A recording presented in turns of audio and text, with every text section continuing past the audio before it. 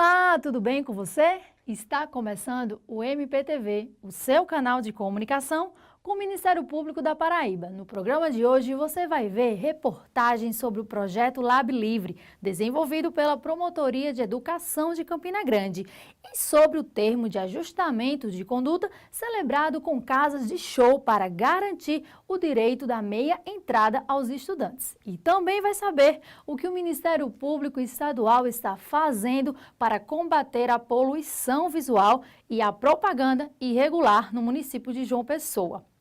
No estúdio vamos receber o promotor de justiça Valério Bronzeado, que vai falar sobre meio ambiente. Fique com a gente, o MPTV está no ar.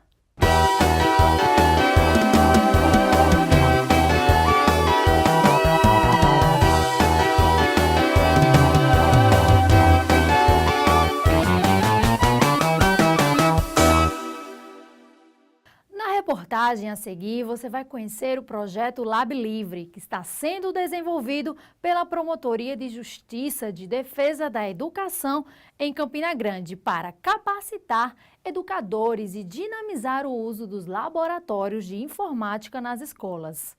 Um projeto previsto no termo de cooperação técnica celebrado em fevereiro desse ano entre a Promotoria de Justiça de Defesa da Educação de Campina Grande e a Secretaria de Educação do município, vem transformando o ambiente de sala de aula. O lema aqui é aprender, e aprender com informática. O projeto, batizado de Lab Livre, faz com que alunos e professores aprendam conteúdos específicos de várias disciplinas, utilizando uma variedade de softwares educacionais. Um dos responsáveis pela criação do projeto explica. A tecnologia também, nessa filosofia, é vista como conhecimento. Conhecimento que gera conhecimento. Daí a ideia do livre, Lab Livre, né? Um cenário de liberdade dentro da cultura escolar para que a criatividade aflore. Logo que soube das aulas de capacitação do Lab Livre, Fabiana foi uma das primeiras educadoras a buscar a qualificação para adotar a informática educacional. As crianças elas adoram trabalhar com a ludicidade. Então a gente sai um pouco daquela dinâmica tradicional de estar dentro de uma sala de aula, para virmos para um laboratório onde a gente está trabalhando com computadores, com uma ferramenta que vai ajudar bastante nessa construção da linguagem. Os alunos especiais são um dos maiores beneficiados com essa nova modalidade de educação. Estudantes portadores de síndrome de Down, dislexia, déficit de atenção e outras limitações acabam sendo estimulados a desenvolver habilidades de raciocínio através do encanto da tela do computador. Quais são os resultados que a senhora verifica nesses alunos especiais? Eles têm um avanço assim muito lento, mas eles avançam sempre. Principalmente quando eles estão diante do computador, que que é uma ferramenta muito importante para esse tipo de criança que tem essas necessidades. São portadores, né? Acho que é estimulante para eles? É muito estimulante, é muito relevante os jogos, software que eles oferecem, principalmente o G-Compris, que eles já sabem, eles mesmos sabem acessar. O projeto está em fase piloto em duas escolas da rede municipal de Campina Grande. A escola João Pereira de Assis, no Catolé, e aqui a escola Anísio Teixeira, no bairro da Palmeira. Essa primeira fase do projeto chegará ao seu término em fevereiro do ano que vem, quando acontecerá o chamado Fórum Lab Livre, onde os participantes farão apresentações de tudo que aprenderam durante esse período. Os principais alvos do projeto não reclamam daquilo que eles consideram, além de estudo, uma verdadeira diversão atrelada à educação. Dá mais vontade de estudar depois que você começou a ter aulas aqui no laboratório com esses softwares, esses programas, esses jogos? Dá. Por quê? Porque tem jogo, tem o negócio do Trangan e porque é muito bom. O que é que você acha dessas aulas aqui no laboratório de informática? Eu acho muito legal que tem jogo para raciocinar a mente da pessoa. E é legal porque, assim, é melhor do que ficar só lendo livro? Tu espera muito por essa aula da semana? Espero. A coordenadora do Núcleo de Tecnologia do município de Campina Grande comemora o sucesso do projeto. Segundo Antônia Oliveira, o Lab Livre vem a somar a outros projetos já bem-sucedidos. Em 2003, quando foi implantado os primeiros laboratórios de informática, a escola Anísio Teixeira e mais 12 escolas de Campina Grande trabalhavam em um projeto semelhante a esse, quando o professor era multiplicador no laboratório de informática. Então, na nossa opinião, vai somar, vai acrescentar no trabalho que o núcleo já vem realizando. Os excelentes resultados obtidos com o projeto piloto devem servir de combustível para que a Secretaria de Educação de Campina Grande estenda a experiência para outras escolas. A Secretaria pretende estender esse projeto para outras escolas da rede municipal? Nós estamos, nesse momento, em fase de avaliação dos resultados, mas eu já tenho informações dos educadores que estão fazendo essa formação extremamente positivas, principalmente porque eles já estão adotando algumas dessas estratégias no desenvolvimento de materiais que já estão sendo usados com os nossos alunos, para que possamos efetivamente, no caso deles, trabalhar de forma mais dinâmica com as crianças e os adolescentes, que estão sobre a responsabilidade desses educadores. Segundo o promotor de Justiça de Defesa da Educação de Campina Grande, o Ministério Público tem o objetivo de promover a melhoria dos índices educacionais através desse tipo de projeto. Qual é o resultado que o Ministério Público espera da implantação desse projeto nas escolas, na forma de educar como um todo? Muito bem, excelente pergunta. Que os laboratórios se tornem ambientes profícuos, ricos de aprendizagem, ou seja, não ambientes estéreis, só com máquinas e carteiras, mas que alunos e professores possam viver a educação de forma dinâmica nesses espaços e que a informática educacional se torne uma realidade e um instrumento a mais para a melhoria dos índices de educação no nosso município de Campina Grande. E quem apostou no uso da tecnologia para a modernização do sistema de ensino e desenvolvimento de novas ferramentas de mediação pedagógica não esconde o orgulho. Existem professores que chegaram para a gente e disseram, olha, no início eu imaginei que seria impossível usar uma ferramenta dessa porque todo mundo dizia que era difícil.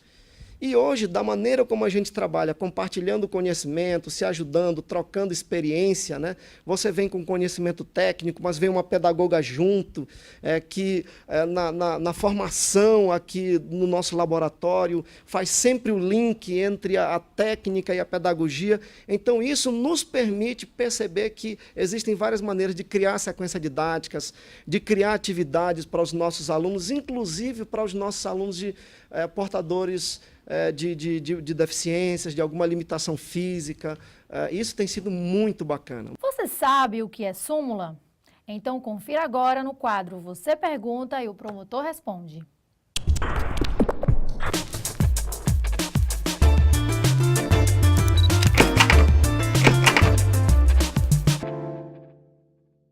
As súmulas, elas são decisões dos tribunais de justiça cuja finalidade é dar um norte para que os tribunais, advogados, Ministério Público e a própria população sigam em relação a essas decisões. Essas decisões dos tribunais, que são sumuladas, isto é, elas são compactadas, elas servem exatamente para isso, para que a população venha a tomar conhecimento dessas decisões. E essas decisões serão utilizadas nos demais processos que, porventura, venham sempre naquele norte. Por exemplo, existe uma súmula vinculante, isto é, aquela súmula que vincula todos os tribunais a essas decisões, nas quais, por exemplo, diz essa súmula, a súmula 12, que viola o princípio da gratuidade do ensino público, que está no artigo 206, inciso 4 da Constituição Federal, a cobrança de taxa de matrícula. Por exemplo, esta é uma súmula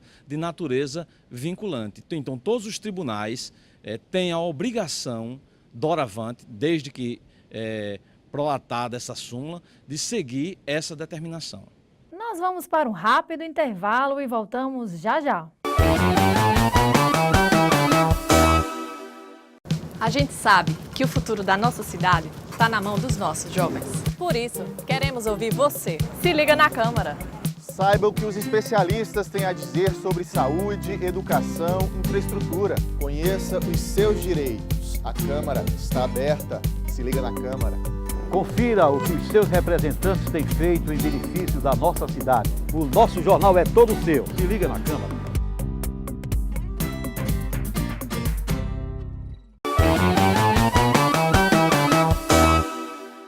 As duas maiores casas de shows da Grande João Pessoa assinaram um termo de ajustamento de conduta com as promotorias de justiça do consumidor da capital e de Cabedelo sobre o direito da meia entrada aos estudantes. É o que você confere agora. A Constituição garante que todos tenham direito ao lazer e à cultura. Os estudantes foram beneficiados com leis específicas que dão a eles o direito de poder pagar apenas meia entrada em diversos estabelecimentos de entretenimento. Porém, em João Pessoa e Cabedelo, foi preciso o Ministério Público Estadual intervir para obrigar duas casas de shows a cumprir a legislação e oferecer o benefício a quem é de direito. Recebemos reclamações da OEE, União Estadual dos Estudantes, de que não estava sendo cumprida a legislação da meia entrada. E o que é que diz a lei sobre a meia entrada com relação aos estudantes? Ela garante o direito constitucional, que é o direito ao lazer e à cultura, né, através do benefício da meia entrada. E os beneficiários dessa lei são os estudantes, os idosos, os acompanhantes de deficientes e os jovens de 15 a 29 anos de baixa renda. Renata é estudante de Direito desta faculdade na capital. Ela já passou pela experiência nada agradável de ter o ingresso de meia entrada negado. E o valor do ingresso era de R$60. Quando eu cheguei lá, eu apresentei a carteirinha de estudante para comprar o ingresso por R$30 e eles me disseram que não tinha mais ingresso, eu não podia comprar o ingresso com o valor de meia. A gente fica, sinceramente, sem saber o que fazer. As casas de shows Domus Hall e InfoRock se comprometeram com o Ministério Público do Estado da Paraíba a disponibilizar 40% dos ingressos de cada evento realizado nesses estabelecimentos para benefício da meia entrada aos estudantes. As casas de eventos devem ainda divulgar com antecedência o número de ingressos de meia entrada disponíveis em todos os pontos de venda de forma clara e visível, além de informar também quando esses ingressos se esgotarem. Tiago é representante da União dos Estudantes da Paraíba, que formalizou as denúncias contra as casas de eventos e participou da assinatura do termo de ajustamento de conduta. Ele comemora o resultado da intervenção do MP. O TAC ele vem formalizar, né, e fazer com que o Ministério Público, atuante como exija que as casas de show cumpram o que determina a lei. Então é isso que o objetivo de fazermos a denúncia e buscarmos o termo de ajustamento de conduta entre essas duas casas de show foi com que a meia entrada realmente fosse cumprida. Os PROCONs municipais vão ficar responsáveis por fiscalizarem o cumprimento do TAC.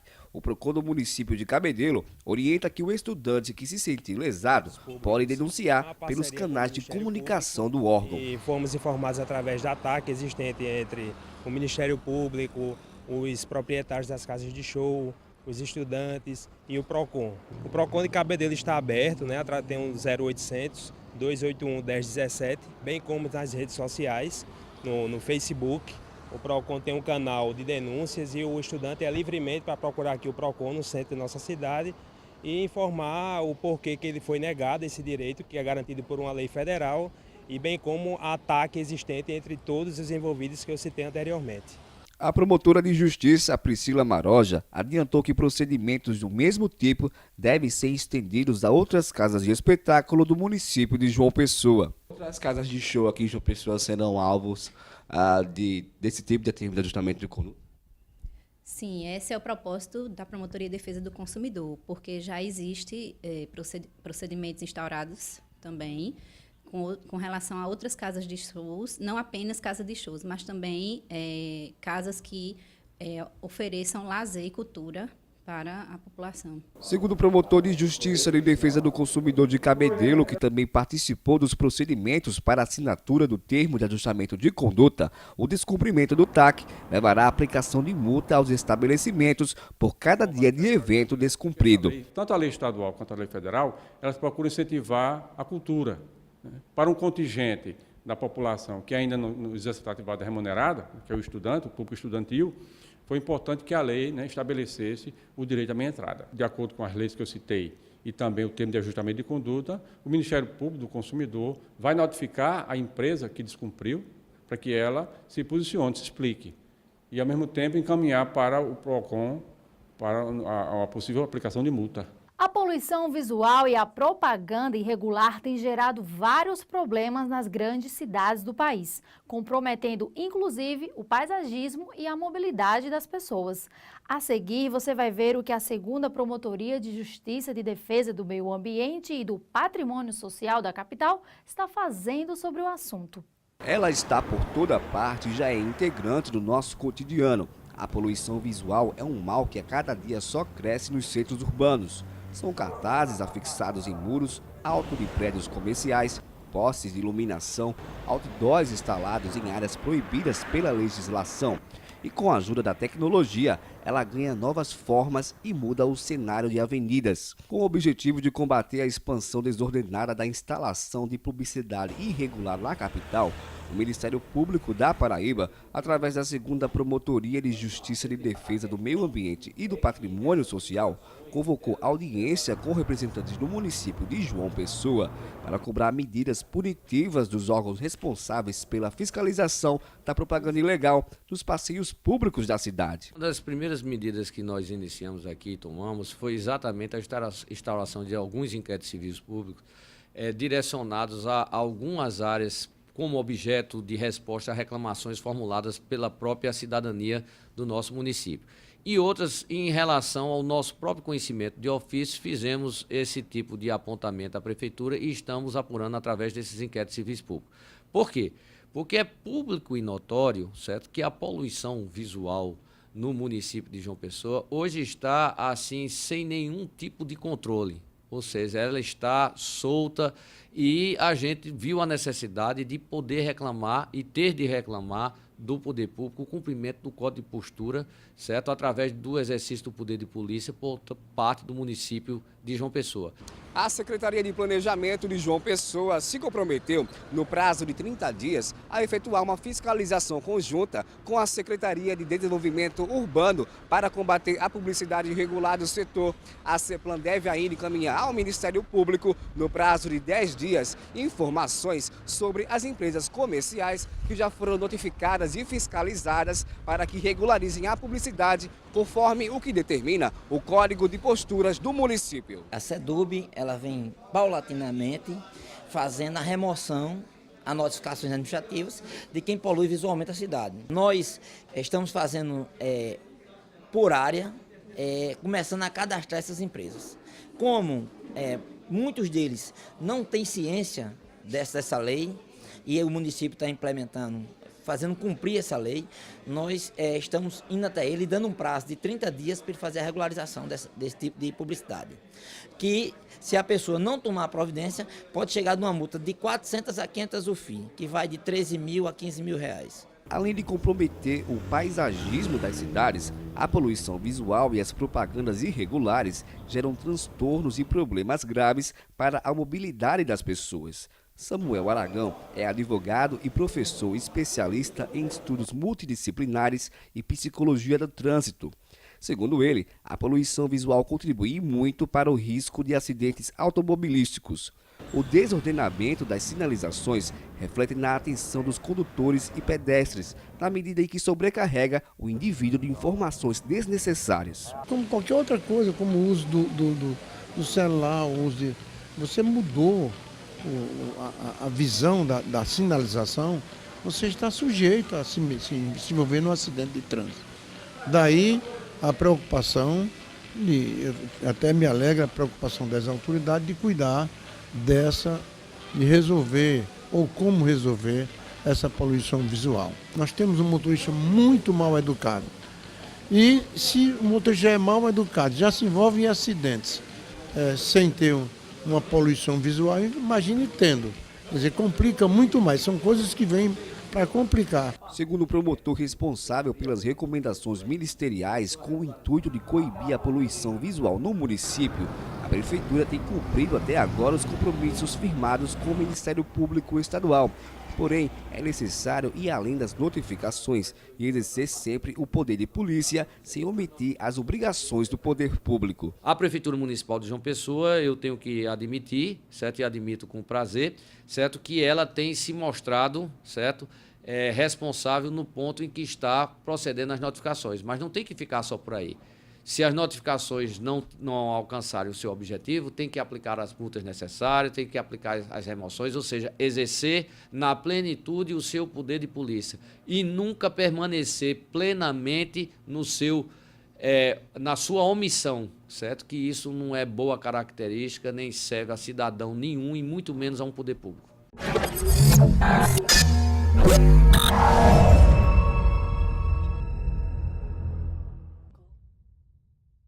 Poluição visual é o excesso de cartazes, anúncios, propagandas, banners, totens e placas que ficam dispostos em ambientes urbanos, especialmente em shoppings, centros comerciais e de serviços. Além de provocar desconforto espacial e visual nas pessoas que andam por esses locais, esse excesso torna feia as cidades modernas. No próximo bloco, não perca a entrevista com o promotor de justiça Valério Bronzeado, que vai falar sobre o meio ambiente e urbanismo.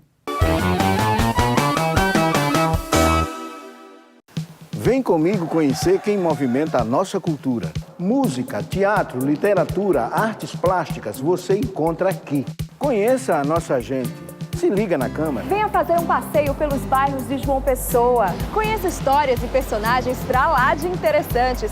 Se liga na Câmara. Acompanhe as ações dos parlamentares que trabalham para melhorar a qualidade de vida dos pessoenses. Os projetos beneficiam você. Se liga na Câmara.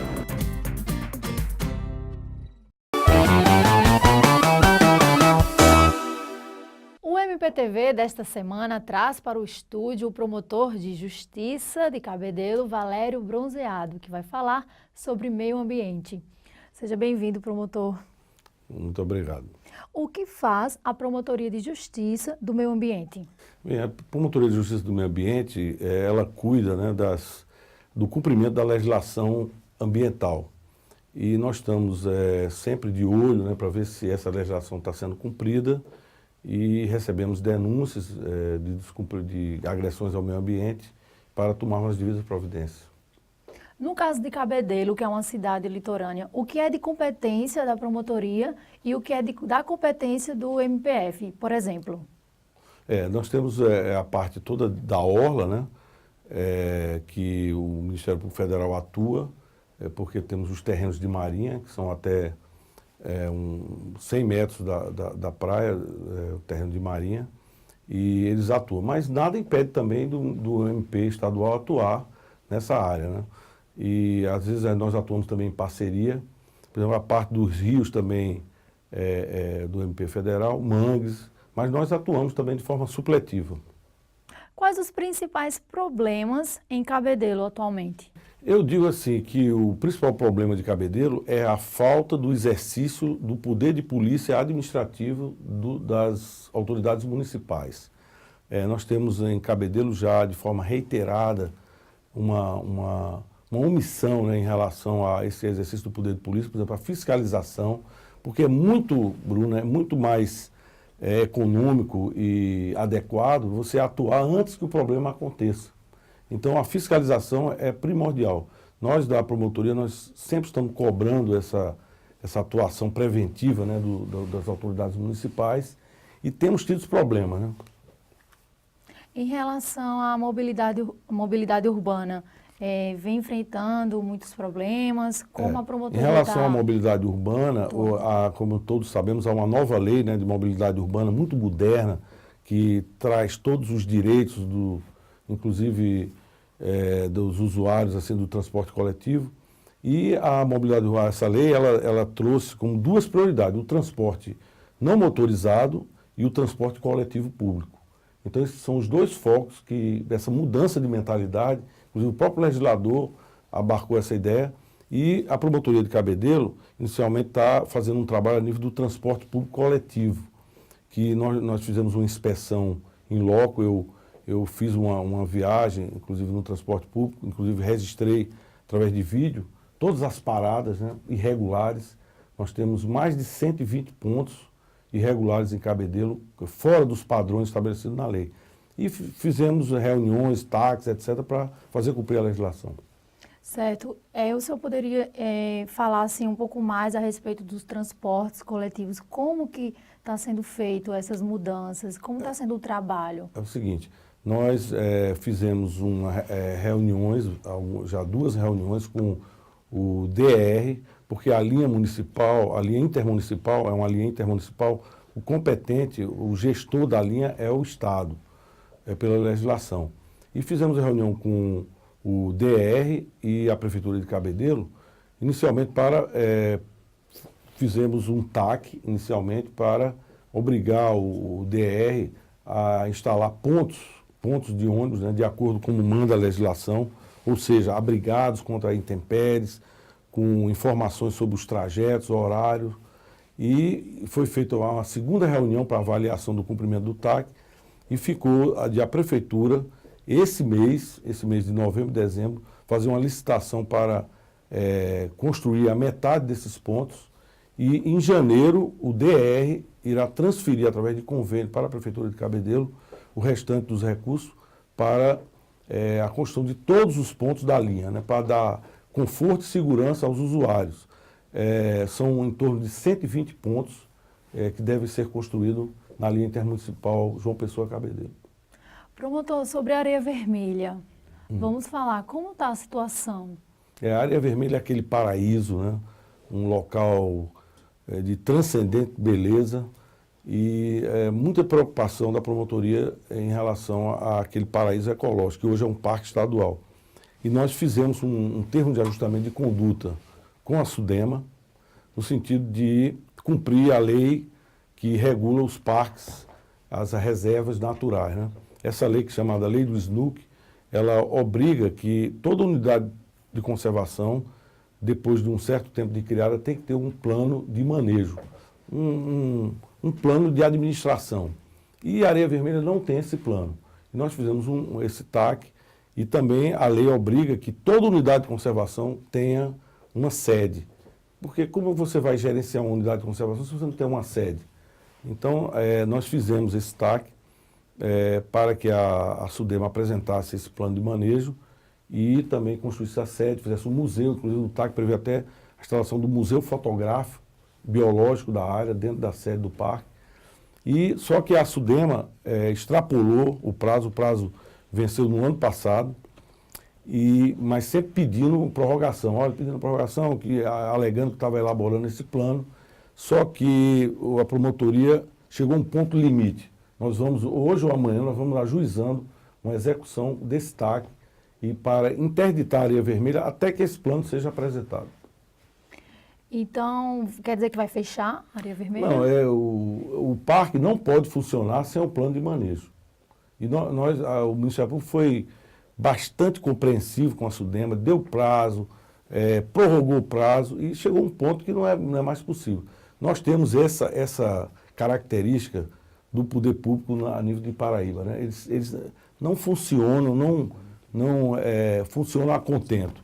Porque não é possível um parque já estar criado há vários anos, né?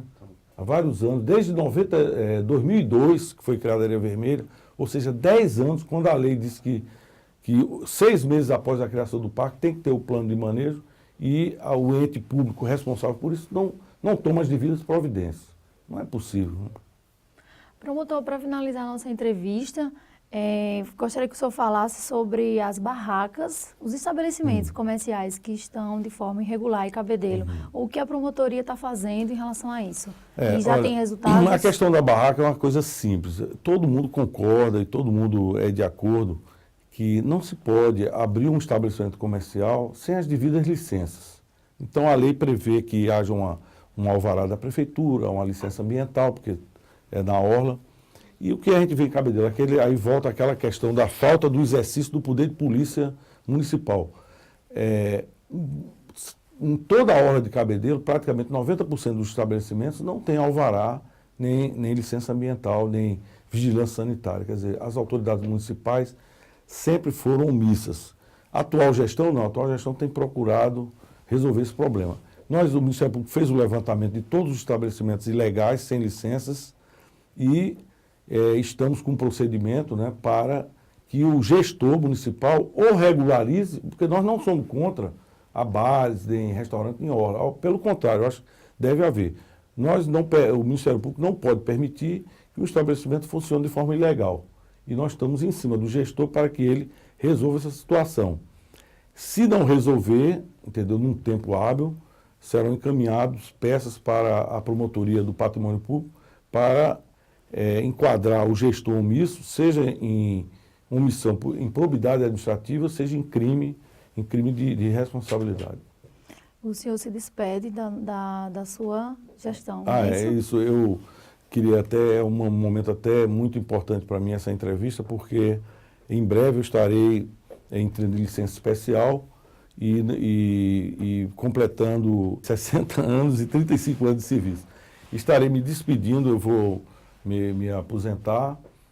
Trabalhei, lutei muito pelo Ministério Público, quer dizer, desde 94 sou promotor de justiça e vesti a camisa, fiz tudo que estava ao meu alcance, tudo que era possível fazer. Eu sempre trabalhei com paixão, sou um apaixonado pelo Ministério Público, como cumprir a lei, mas é difícil devido à cultura, a falta de cultura, talvez, do povo, né, de querer acertar em termos de cumprimento da legislação. A gente vê essas questões que eu falei aqui mesmo, né, seja das barracas, da orla e outras, toda a legislação não é cumprida. E o Ministério Público, eu sempre tentei fazer cumprir a lei da melhor forma para o bem comum, né? Ok, muito obrigada, promotor. O MPTV termina aqui. Outras informações sobre a atuação do Ministério Público paraibano você encontra no portal www.mppb.mp.br. Até o próximo programa.